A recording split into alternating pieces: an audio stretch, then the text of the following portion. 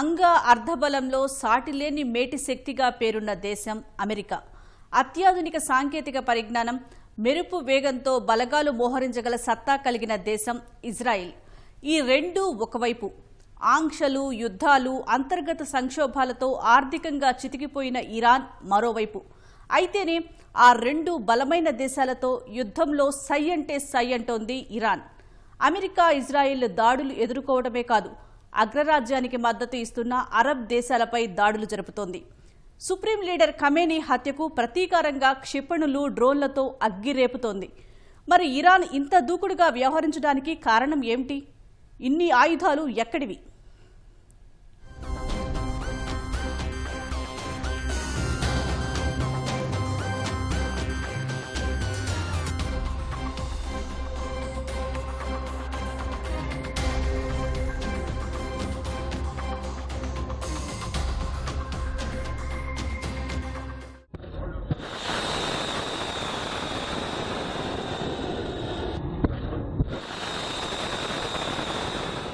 యుద్ధానికి ప్రారంభం మాత్రమే ఉంటుంది.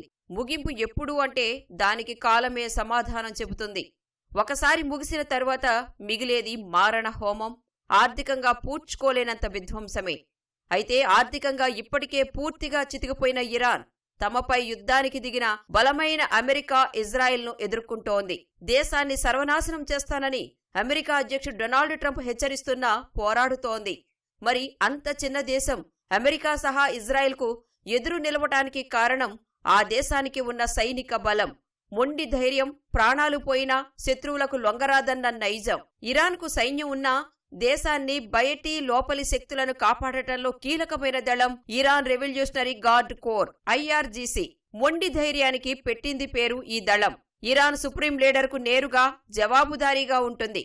స్వామి భక్తి ఎక్కువ. సుప్రీం లీడర్ అయతుల్లా ఖమేనీ మరణంతో రగిలిపోతున్న IRGC ప్రతీకారం తీర్చుకోవాలన్న కసితో ఉంది.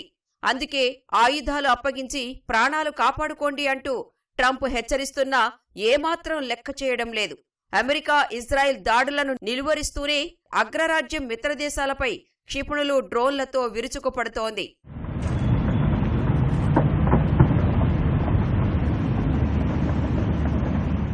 అయతుల్లా ఖమేనీకి మరణించే వరకు రక్షణ కల్పించింది IRGC. ఇరాన్ సైన్యంలో అత్యంత బలమైన, అత్యుత్తమ ఆయుధ సంపత్తి కలిగిన దళమిది. ఇరాన్ బ్యాలిస్టిక్ క్షిపణుల కార్యక్రమం ఈ సంస్థ నియంత్రణలోనే జరుగుతుంది. కఠినమైన ఆంక్షలతో ఇరాన్ ఆర్థికంగా దివాళా తీసినా పటిష్ట ఆయుధ వ్యవస్థను నిర్మించింది IRGC.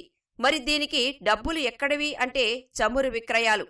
ఇరాన్ చమురు, సహజవాయు రంగాల్లో వేల కోట్ల రూపాయల విలువైన ప్రాజెక్టులను IRGC కాంట్రాక్టు సంస్థ అయిన ఖాతం అల్ అన్బియా దక్కించుకుంది. దీంతో ఈ దళం ఆర్థికంగా బలపడింది. ఇందులో భూతల బలగంతో పాటు నౌకాదళం, వాయుసేన, బాసిస్, కుద్స్ ఫోర్స్ అనే విభాగాలు ఉంటాయి. బాసిస్ అంతర్గత భద్రతను చూసుకుంటే, కుద్స్ ఫోర్స్ దేశం బయట జరిగే ప్రత్యక్ష ఆపరేషన్లను పర్యవేక్షిస్తుంది. ఇప్పుడు అమెరికా మిత్ర దేశాలపై ఈ ఫోర్స్ ఆధ్వర్యంలోనే జరుగుతున్నట్లు తెలిసింది. IRGCలో 1.9 లక్షల మంది క్రియాశీలక సభ్యులు ఉంటారు. రిజర్వ్ సభ్యులు కలిపి ఇరాన్ సైనిక బలం 6 లక్షలు. ఇరాన్ వద్ద దాదాపు 2000 ట్యాంకులు, వేల సంఖ్యలో సాయుధ శకటాలు ఉన్నాయి. భారీగా విరుచుకుపడగల సత్తా కలిగిన 1500 సంచార రాకెట్ లాంచర్లు ఉన్నాయి. మరో 3000కు పైగా బ్యాలిస్టిక్ క్షిపణులు ఉన్నట్లు అంచనా. వీటిలో 1300 కిలోమీటర్ల పరిధి కలిగిన హజ్ కాసిం, ఖైబర్ షెకాన్ శ్రేణికి చెందిన అస్త్రాలు, 1350 నుంచి 1950 కిలోమీటర్ల పరిధి కలిగిన గాదర్ H వేరియంట్లు, 2000 కిలోమీటర్ల పరిధి కలిగిన షెజ్జిల్ క్షిపణి వ్యవస్థలు ఉన్నాయి. వైమానిక దళంలో 551 విమానాలున్నాయి. అయితే వీటిలో చాలా వరకు పాతవే.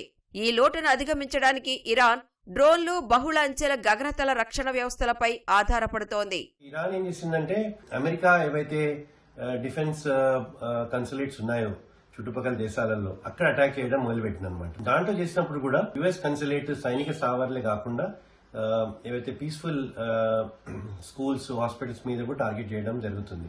దాంతో ఒక ఇరాన్ విరుద్ధంగా, ఒక వ్యతిరేకంగా ఒక ఒపీనియన్ ఏర్పడుతుంది. ఇరాన్ దగ్గర ఆ టెక్నికల్ ఎబిలిటీ లేదని దీంతో మనకు తెలుస్తుంది.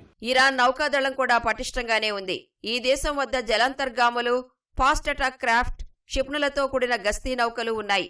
సన్నగా ఉన్న సముద్ర మార్గాల్లో కార్యకలాపాలు సాగించటం వీటి ప్రధాన ఉద్దేశం. అక్కడ యుద్ధ నౌకల మూకుమ్మడి దాడి సామర్థ్యం, తీర ప్రాంతంలోని క్షిపణి వ్యవస్థలు బలమైన ప్రత్యర్థికి సైతం సవాళ్లు విసరగలవు. అలాగే ఇరాన్ వద్ద దాదాపు 6,000 వరకు నౌకాదళ మందుపాత్రలు ఉన్నాయి. వీటి సామర్థ్యంతో హర్మూజ్ జలసంధిని తాత్కాలికంగా మూసివేయవచ్చు. ఇలా త్రివిధ దళాల్లో గట్టి ఆయుధ వ్యవస్థను కలిగి ఉంది ఇరాన్. అయితే యుద్ధ విమానాలు పాతవి కావడంతో క్షిపణులు, డ్రోన్ల సాయంతో అమెరికా మిత్రదేశాల్లోని స్థావరాలపై దాడులు చేస్తోంది. బలమైన అమెరికా ఇజ్రాయిల్లను తట్టుకుని పోరాటం చేస్తోంది. ఎప్పుడైతే అమెరికా కానీ ఇజ్రాయెల్ కానీ సేనలు పంపిస్తారో ఇరాన్లోకి, అప్పుడు బహుశా ఇరాన్ ప్రతిస్పందించే అవకాశం ఎక్కువ ఉంటుంది. ఒక గెరిల్లా వార్ఫేర్ చేసే అవకాశం ఎక్కువ ఉంటుంది. ఎలా అయితే యుక్రెయిన్ వాళ్ళు ఒక పెద్ద శక్తి అయినటువంటి రష్యాని ఆపారో, ఒకప్పుడు వియత్నాంలో అమెరికాని ఆపడం జరిగిందో, లేదా ఆఫ్ఘనిస్తాన్లో తాలిబాన్ ఎలాంటి యుద్ధం చేసిందో, ఇరాక్ లో వేరియస్ ఆర్మ్డ్ గ్రూప్స్ ఎలా అయితే అమెరికాని శక్తి సామర్థ్యాలని వాటికి వ్యతిరేకంగా నిలబడి నెగ్గగలిగారో, అట్లానే ఇరాన్ లో కూడా చేసే అవకాశం ఉంటుంది. ఇరాన్ పై దాడులకు నేతృత్వం వహిస్తున్న అమెరికా పశ్చిమాసియాలో ఏర్పాటు చేసుకున్న సైనిక స్థావరాల నుంచి పోరాడుతోంది. అక్కడ అమెరికాకు 40,000 మంది సైనికులు ఉన్నారు. ఇరాన్పై దాడి ఉద్దేశంతో సైనికుల సంఖ్య గణనీయంగా పెంచుకుంటూ వస్తోంది. కొన్ని రోజుల క్రితం విమాన వాహక నౌకలు USS Gerald R Ford, USS Abraham లింకన్లను ఈ ప్రాంతానికి తరలించింది. ఈ విమాన వాహక నౌకల నేతృత్వంలో 2 క్యారియర్ స్ట్రైక్ విభాగాలు ఉన్నాయి. ఒక విభాగంలో ఒక విమాన వాహక నౌకతో పాటు భారీగా ఆయుధాలు కలిగిన 3 గైడెడ్ మిసైల్ డెస్ట్రాయర్ యుద్ధ నౌకలు ఉన్నాయి. అబ్రహం లింకన్, జెరాల్డ్ ఆర్ ఫోర్డ్లలో F-18 ఫైటర్ జెట్లు, E-2 గగనతల ముందస్తు హెచ్చరిక విమానాలు, రవాణా విమానాలు ఉన్నాయి. జెరాల్డ్ ఆర్ ఫోర్డ్లో F-35 స్టెల్త్ యుద్ధ విమానాలను మోహరించింది అమెరికా. వీటికి తోడు భారీ సంఖ్యలో ఫైటర్ జెట్లను ఈ ప్రాంతంలోని స్థావరాలకు పంపించింది. పశ్చిమాసియాలో అమెరికాకు 8 శాశ్వత స్థావరాలు, 11 ఇతర సైనిక కేంద్రాలు ఉన్నాయి.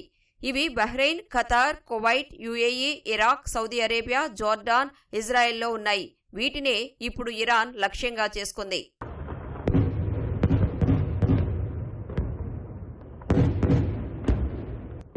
అమెరికాతో కలిసి యుద్ధం చేస్తున్న ఇజ్రాయెల్ వద్ద ఇరాన్తో పోలిస్తే సైనికుల సంఖ్య తక్కువ. ఈ దేశం వద్ద 1.7 లక్షల మంది సైనికులు, 4.65 లక్షల మంది రిజర్వ్ దళాలు ఉన్నాయి. అయితే అధునాతన పరిజ్ఞానం, మెరుపు వేగంతో బలగాలను మోహరించగల సత్తా ఇజ్రాయెల్ సొంతం. ట్యాంకులు, సాయుధ శకటాల్లో వేగం, ఆధునిక టార్గెటింగ్ వ్యవస్థలు ఉన్నాయి. స్వయంచాలిత శతఘ్ని దళాలు కలిగి ఉంది. ఆ దేశ వాయుసేన వద్ద 600 యుద్ధ విమానాలు, హెలికాప్టర్లు ఉన్నాయి. వీటిలో F-16, F-35 ఫైటర్ జెట్లు ఉన్నాయి. వీటికి తోడు అత్యంత ఖచ్చితత్వంతో దాడి చేయగల సామర్థ్యం, నెట్వర్క్ ఆధారిత యుద్ధ వ్యవస్థను కూడా కలిగి ఉంది. ఇజ్రాయెల్ నౌకాదళంలో దాదాపు 100 యుద్ధ నౌకలు ఉన్నాయి. ఇందులో 6 జలాంతర్గాములు, 7 కార్వెట్లు, గస్తీ నౌకలు ఉన్నాయి. ఇవి తీర రక్షణతో పాటు వేగంగా దాడి చేయగల సామర్థ్యాన్ని కలిగి ఉన్నాయి. ఇతర ఆయుధాల విషయానికి వస్తే శక్తివంతమైన ఐరన్ డోమ్, థాడ్ క్షిపణి రక్షణ వ్యవస్థలు ఉన్నాయి. 3,500 నుంచి 6,500 కిలోమీటర్ల పరిధి కలిగిన క్షిపణులు ఉన్నాయి.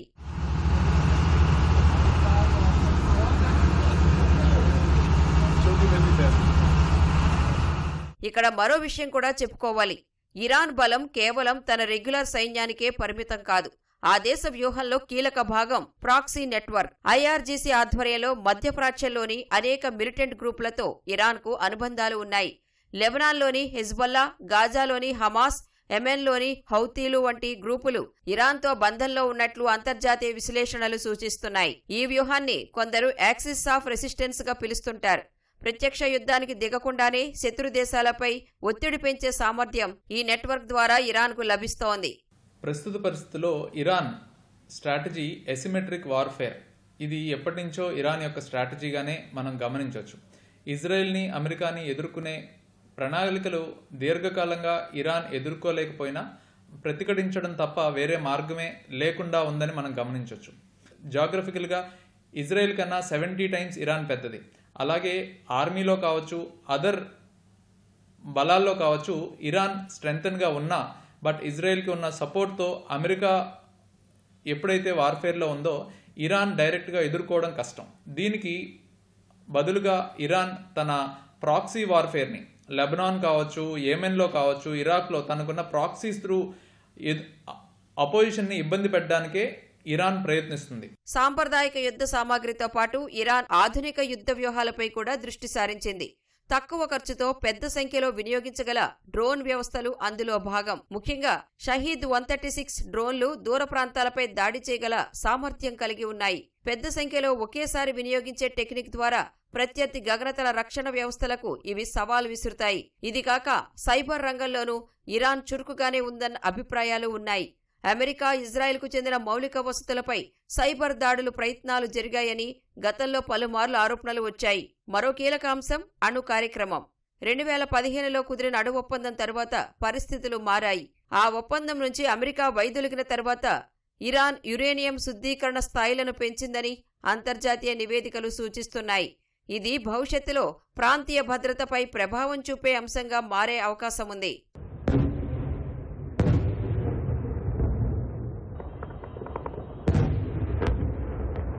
ఇప్పటివరకు చెప్పుకున్న అమెరికా, ఇజ్రాయెల్ ఆయుధాలతో పోలిస్తే ఇరాన్ సైనిక ఆయుధ సంపత్తి కాస్త తక్కువే.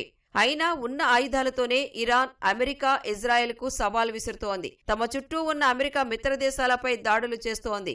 2-3 రోజులుగా ఆయా దేశాల్లో కూలుతున్న భవనాలు, యుద్ధ విమానాలే ఇందుకు నిదర్శనం. మరి ఖమేనీ మరణానికి ప్రతీకారం తీర్చుకుంటామని శపథం పూనిన ఇరాన్ అలాగే పోరాడుతుందా? సాంకేతికంగా అమెరికా, ఇజ్రాయెల్ ముందుంటే దీర్ఘకాల పోరాటంలో ఇరాన్ గెరిల్లా వ్యూహాలు ఎంతవరకు ఫలిస్తాయి? పశ్చిమాసియాలో మరో దీర్ఘ యుద్ధానికి రంగం సిద్ధమవుతుందా? లేక డిప్లొమసీకి మళ్లీ అవకాశం ఇస్తుందా? ఏం జరుగుతుందో చూడాలి.